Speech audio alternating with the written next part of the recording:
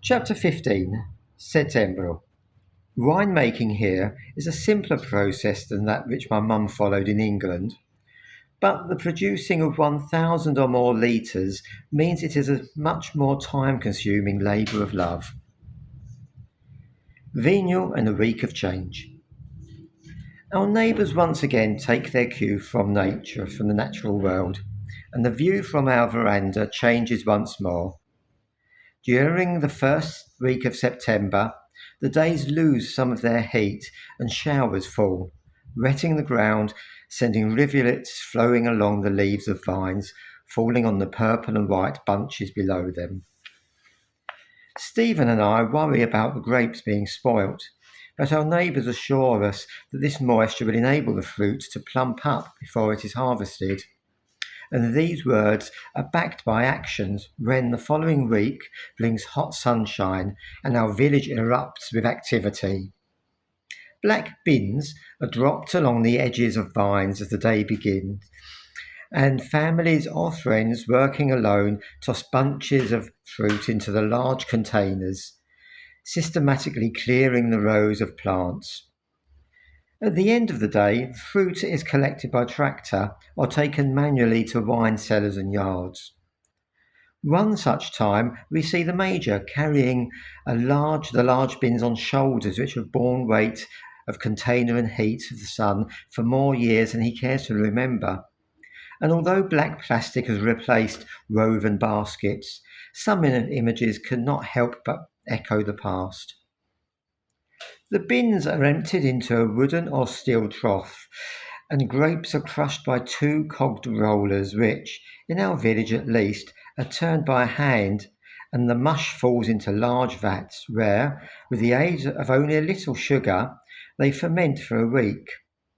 Winemaking here is a simpler process than that which my mum followed when making fruit wines in the UK, but the producing of 1,000 or more litres means it is a much more time-consuming labour of love.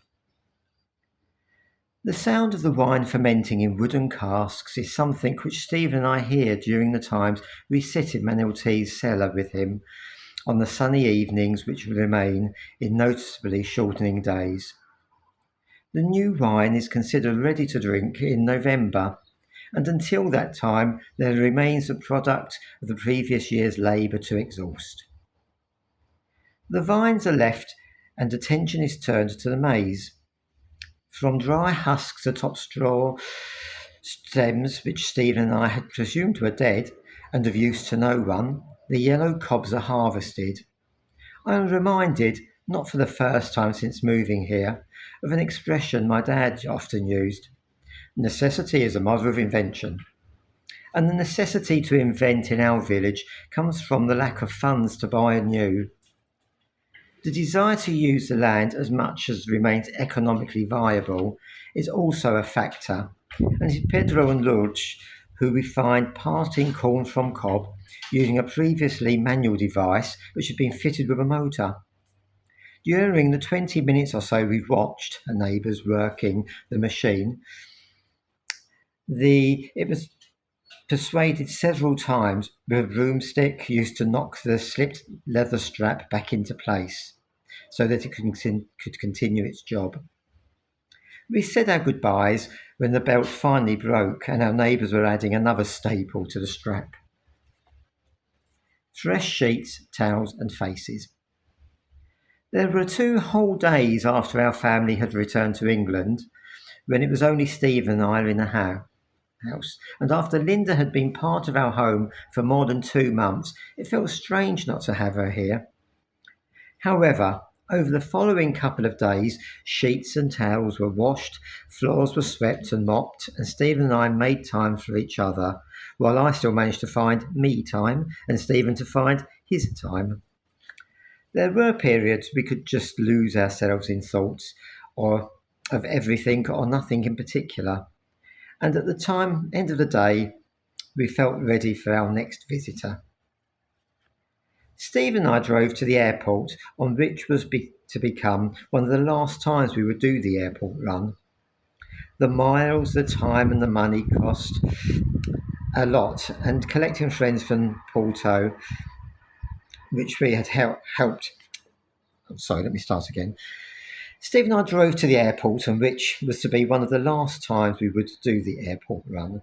The miles, the time, and the monetary cost of collecting friends from Porto helped us find the perspective we needed to more equally balance our welfare with that of our visitors.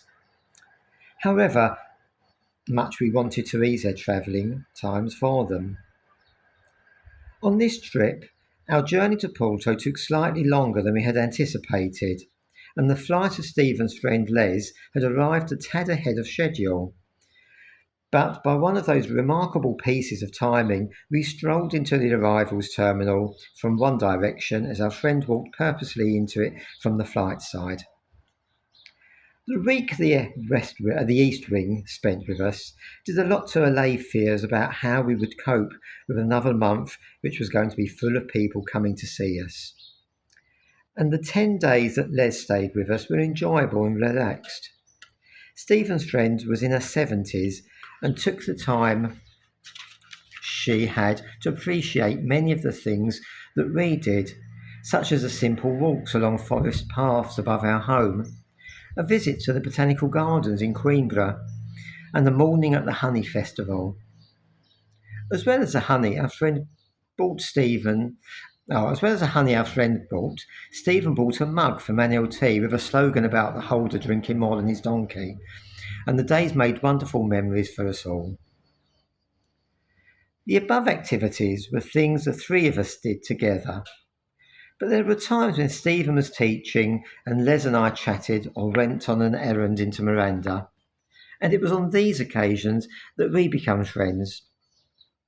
Each of us beginning to see in the other a little of what Stephen saw. In Miranda de Corvo, Les enjoyed little victories with the language and was thrilled when she posted cards off the stern official face of the man working in the post office broke into a smile as she uttered her obrigada when receiving her change. There was another occasion when we had to put petrol in the car, and although Betsy had been adapted for driving on the right side of the road as far as her lights were concerned, the steering wheel remained in its original position, which meant that when paying for petrol, it was the passenger who sat nearest to the pay booth. Bombaduas, Les informed the young man while handing him the money, and she once again received a smile and obrigado as the information of which pump we had used was understood. 1 out and 4 in. Les went home to England on the 9th of the month, and Mum, Dad, Christine and her grandson Adam arrived on the 10th. As on the previous trip, the West Wing flew to Lisbon, but whereas on that occasion we had met them at the airport, this September's arrival of the four people. Let me start that again. As on their previous trip, the West Wing flew to Lisbon, but whereas on that occasion we had met them at the airport, this September arrival of the four, instead of three, left little option other than for Stephen's sister to do the hiring and driving of the car. Detailed instructions of where to meet us were given, and we all travelled and waited with fingers crossed. Of course it was a rainy night, and of course things did not go exactly as planned, but it was the first time Mum and Dad had travelled with airport assistance, and the help provided could not be praised enough. Unfortunately, the night-time arrival and the long hours travelling overshadowed the smoothness of the service at first, and it was a very weary Mum who Stephen and I encountered in the back of the car at the petrol station just off the motorway. Stephen and I were happy that Mum, Dad and Christine had come back, but we were uncertain of our feelings about Adam coming along at that time. Stephen felt his sister would have benefited from the absence of family responsibility once more, much as Kim and Chris had in February, but we crossed our fingers and hoped all would run smoothly. Other familiar faces returned to our village at this time in the form of our English neighbours, Joyce and Steve. It was because Les's visit the previous week had been a relaxed one that when the expected clash came, over what Chris's 12-year-old grandson considered his prerogative and what Stephen and I considered unacceptable behaviour, we both felt that my reaction had been fair and not an overreaction. However, the arrogance Adam displayed had a reverse side and an understanding that seemed out of place with his 12 years itself when one afternoon we were at the wind turbines a short distance above our home, and he commented on how lucky Stephen and I were, both of us being in a position where we did not have to go out to work, living in a beautiful part of the world, in a beautiful house, and to have this while still only in our 40s. The most telling comment of Adam's contradictory attitude, though, was his observation that we were living this life with a partner we obviously loved. One of the most wonderful memories from that time is when Adam, Christine, Stephen and I helped the Major pick a small amount of his grapes. A couple of days previously, Stephen and I had noticed our elderly neighbour cutting down the grapes which grew over his yard. Maria was out of hospital but still away from home in rehabilitation, and on seeing the lone figure of the Portuguese man up a rickety ladder, we had offered our help. Our level of Portuguese, infinitely better than when we had arrived here 10 months previously, still had some way to go. So, although we had understood that our help was not needed at that time, the 5-minute conversation which followed left us a little confused. We initially thought Manuel wanted our help the following Monday, after he had come to dinner with us. Then we believed that he had invited us to dinner with him on Monday, before picking grapes. And when we walked away, we had reached the uncertain conclusion that he would that he would like our help on Monday after we had lunched separately. At the beginning of the week, on a warm afternoon, it was not too difficult to coerce other hands into helping with the harvest. We worked only 2, maybe 2.5 hours, picking grapes and tossing them into large bins, during which time Adam got stung. It was a request from Joyce that requisitioned the 12-year-old and had him heading to her and Steve's house. There, from over a wall, she had shouted down to us that glasses of cold drinks for the workers were on a tray. The Major refused the offer of some refreshment at first, but when Adam returned and the rest of us had taken glasses, the one remaining was picked up and drank thirstily.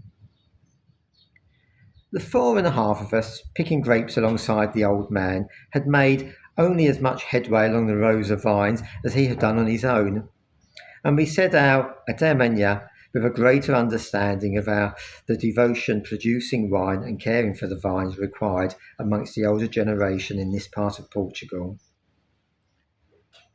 In retrospect, the 10 days Stephen's side of the family were here passed quickly, and the anger and frustration that surfaced at times are not as strong as the memory of the afternoon in the field or the Sunday dinner which we ate at the restaurant in Condeixa, the place where Linda and Elsie had been in hysterics over that cup of tea, and it was now commonly referred to as that amongst us.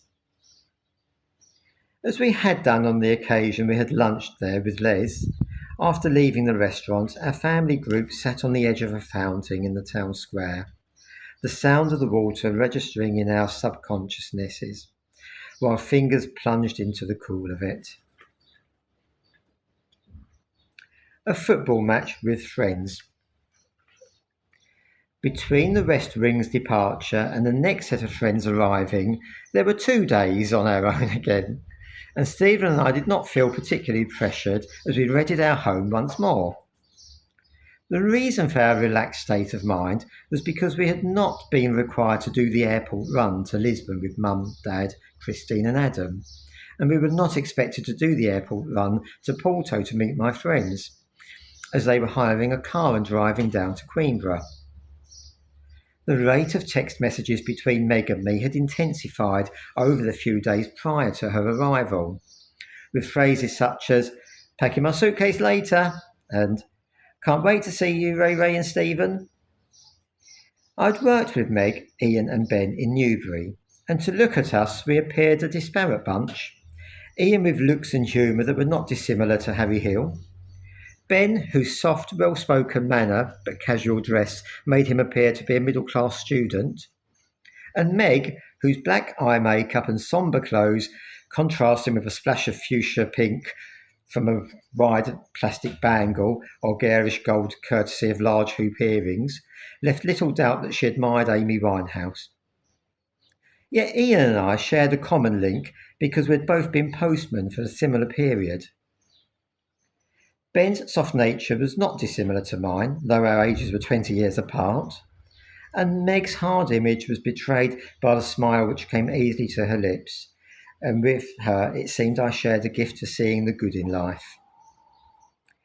Anyway, in the exchange of text messages, the time of the flight they would be on was noted by Stephen and me, and on the morning they were scheduled to land in Porto, we planned to tackle another piece of the process involved for importing our car, which was to be done in Coimbra at the Instituto de Mobilidade e Transportes Terrestres, IMTT for short.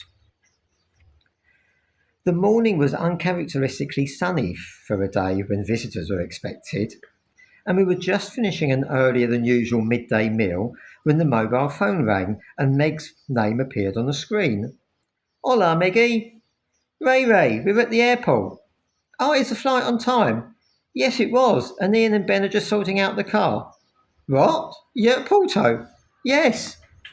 Stephen and I had understood the arrival time of the flight to be the time it departed from London, but no harm was done, as we knew the journey from Porto to Coimbra would take my friends at least an hour, and the one from us to Coimbra only half of that. So, factoring in time for the 3 arrivals to sort out the car hire, and presuming they would have a tentative first part of their journey until they found the motorway, Stephen and I left home immediately and were still able to fit in a successful visit to the office for vehicle registration. In a similar way to Leslie's visit being my opportunity to get to know a friend of Stephen's, it was now the occasion for Stephen to form friendships with 3 of mine. With the exception of the visit Kim and Chris had paid us in February, everyone else who had come to see us had stayed for us at least a week, but the Newbury fruits were with us for only 4 days. Though the length of stay may have been a factor, along with their independent travel to and from the airport, it was in no small part due also to their easy company that when Stephen and I looked back on our first year, he commented that out of everyone who had visited us during that time, it had surprised him that it was the visitors from Berkshires whose stay had been the most relaxed. The weather was kind to us as October loomed, and once again we were a couple of afternoons spent in and around the outside pool near the wildlife park, where on the last days of its opening season only 3 other people took the opportunity to swim. More water fun was had at Figueira de Foz, braving the cool Atlantic waters which relieved the heat reflecting back from the pale sandy beaches stretching in all directions. Some time was spent in the old part of Coimbra, where Meg bought postcards and small gifts in a souvenir shop which occupied a crumbling corner of an ornately decorated building on one of the slopes leading up to the university faculties. And it was also during my friend's visit that I got to watch my first live football match here in Portugal.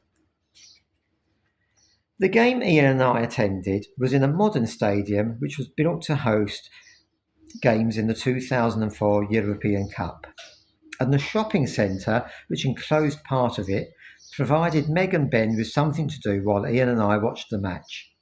Stephen had stayed at home. Coimbra's football team, Académica, OAF, plays in the top division alongside big clubs such as Benfica and FC Porto, and yet the atmosphere outside the stadium was one of calm and camaraderie. As we entered the stadium 15 minutes before the match was due to begin, we were all but alone in the concrete corridors below the stands. After finding our seats, we found ourselves amongst a similar number for the following 5 minutes, until people started to drift in and take their seats around us.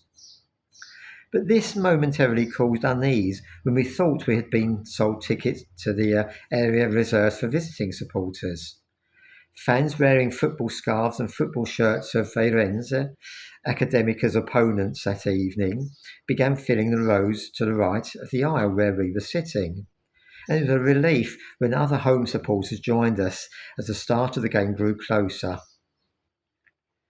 For this match at least, there was not the strict segregation of opposing fans that occurred the last time I attended a Premier League game in London.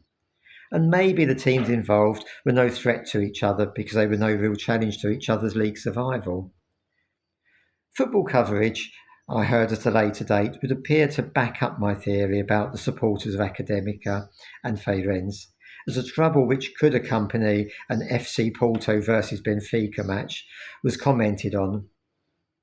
Yet I like to think that the 5,000 or so spectators that evening in Coimbra really were renowned for their courteous behaviour. When the final whistle blew, the team we were supporting were victorious. We had passed a couple of enjoyable hours on a warm September night and were in good moods when we met Meg and with Ben in the shopping centre. This part of Coimbra is very different to the part where we were the other day. It really is a proper city, said Ben.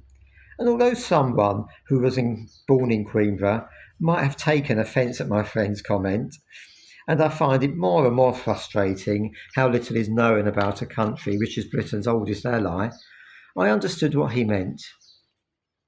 Exiting the stadium had been easy. Exiting the car park equally so. And within minutes we were on the road home.